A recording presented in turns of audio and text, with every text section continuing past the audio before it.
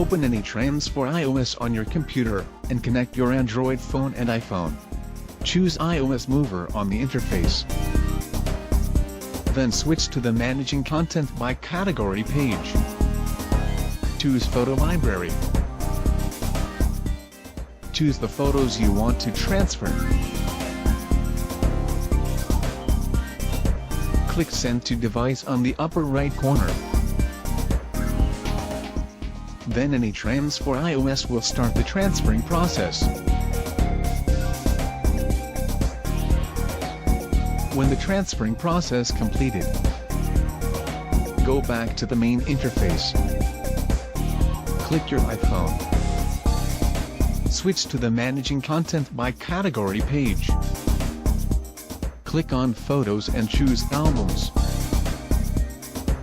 Refresh and you would see the transferred album and photos.